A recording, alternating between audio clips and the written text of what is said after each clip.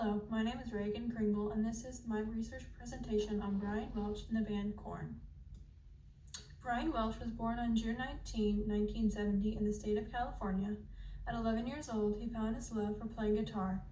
In an interview, Brian Welch told the Christian Broadcasting Network he originally wanted to play the drums, but his father said that guitar is more quiet. Brian co-founded the band Korn with his friends in Huntington Beach, California around 1993. The band plays nu metal music, which is an alternative form of heavy metal that became popular in the mid-90s.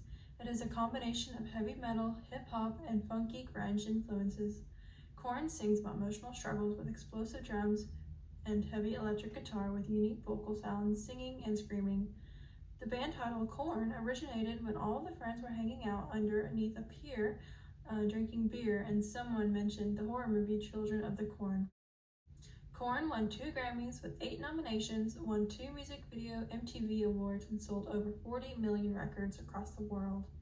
Korn helped lead the way for genre nu metal music in the late 90s and early 2000s, producing songs with deep emotion and aggression. Korn stood out in the music industry.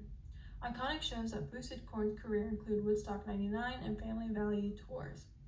Woodstock 99 was a 3-day festival held in New York, Rome, to celebrate the 30th anniversary of the original 1969 Peace and Love concert.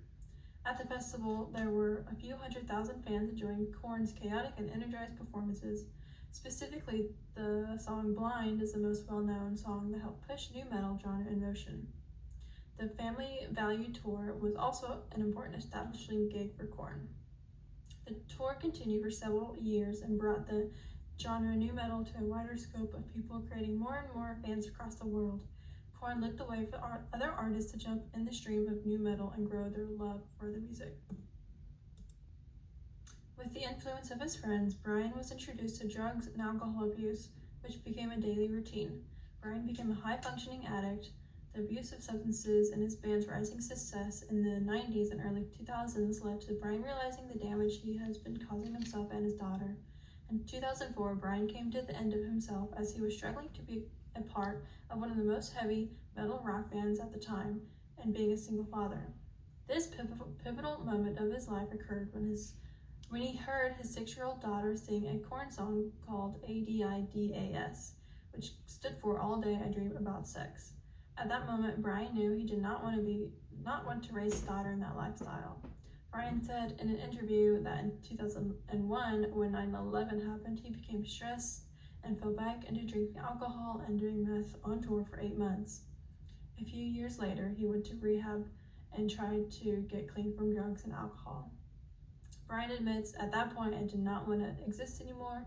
I am a shell with nothing inside. I have all kinds of money in the bank, but I don't want to wake up when I go to sleep. The only thing that makes me want to live and breathe is my daughter. Brian came across realtors who were buying land and developing the land, and Brian became partners with them and grew his money. As it turns out, these realtor partners of Brian were Christians and invited Brian to church. Brian was still on meth, and his business partners could tell and spoke with Brian and invited him to their church.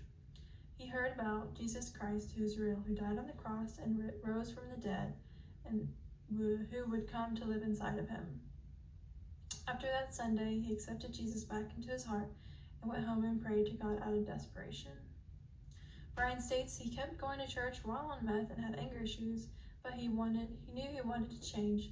He starts his journey with Jesus during this time. Before the crossover to Christianity, Korn released 5 albums of secular music that reflected the internal chaos within their souls. One of the most well-known songs is Freak on a Leash. Let's take a listen.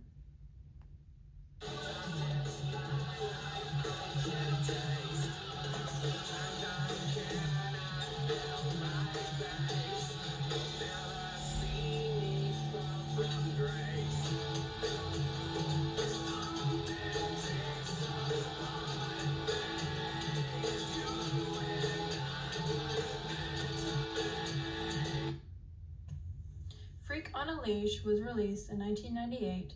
It is about how record labels make money by profiting off of Korn's art and Korn becoming a product of pain and sacrifices.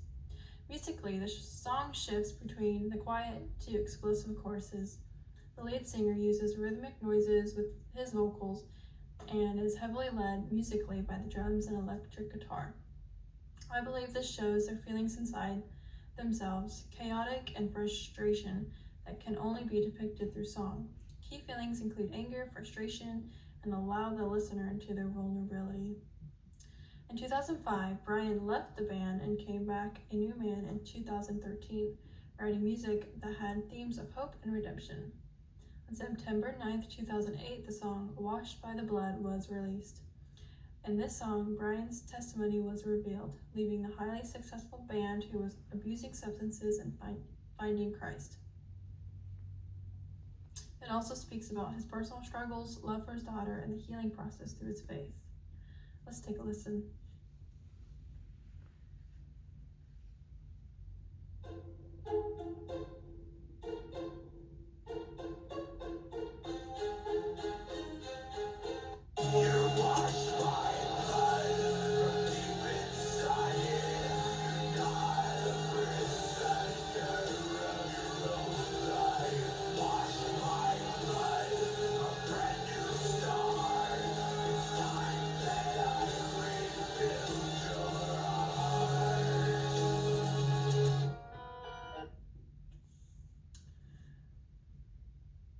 Other songs in Korn's new era include Die Religion Die, Start the Healing, and Reckless Love.